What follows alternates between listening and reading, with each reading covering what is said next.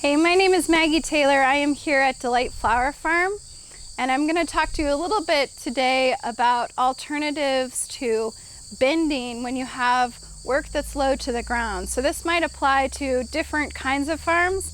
I'm working here in our dahlia bed, doing a little hand pruning. So often farm tasks require that you be low and near to the crop that you're working on. So if I'm pruning here, I might be reaching a little bit and kneeling, but after even 40 minutes of kneeling in this position, my knees might start to hurt, and as I'm reaching over a bed, my back will round and my neck, my back all could ache.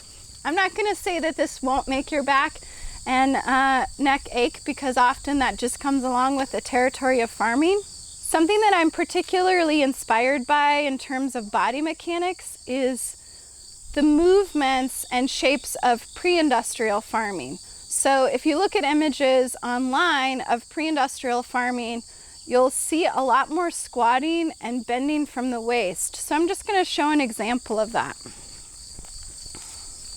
So instead of either leaning and reaching over, which might aggravate your upper back, or kneeling for long periods of time, try squatting. When you squat, you bend at your ankle, your knee, and your hip also gets bent. So we're distributing that load on the body and you're squatting. You may have heard about the detrimental effects of sitting for long periods of time, or even standing for long periods of time.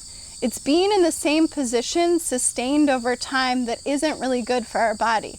Squatting doesn't give you the capacity to reach as far as you might when you're kneeling, but that means that it's requiring you to actually stand up and to move further down the bed and again squat down. So you're varying the movements on your body, which over the course of a day is a really great practice, because you're not staying in one stationary position and aggravating or fatiguing particular muscle groups, or even putting a lot of weight on a joint. So my suggestion is try this, maybe not go drastically one day from kneeling all the time to squatting all the time, because you're really gonna hurt your knees and your back right away.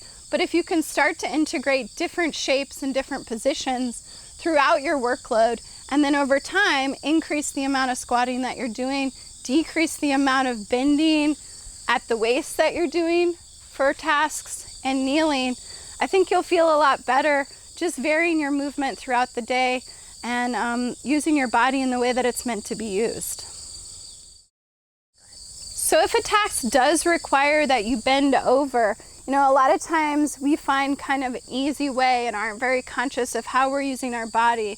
But if you do have to bend over, I would suggest, instead of bending at the waistline or at the upper back where your body is not as flexible, try to bend at the hinge joints of your body. So right here at the hip, and maybe even take a wider stance as you bend forward so that there's less demand on your hamstrings, and you can go forward in that direction. Just a little safer way to move, especially if you're lifting something heavy. So often as farmers, I don't have a good example right here in front of me, but a lot of times we'll be lifting something heavy that's low to the ground. A crate full of potatoes, let's say. And if you're going and rounding your back to reach for that heavy thing and then hoisting it up, it's putting a lot of torque and demand right on those kind of vulnerable areas of the spine, the lumbar spine and the thoracic spine. So a better approach would be to take a wide stance with the feet, bend at the knees, bend at the hips again, and then reach for that thing. Hopefully you can be right over it and right close to it as you lift it up. I think that'll save you some aches and pains in the long run on your back.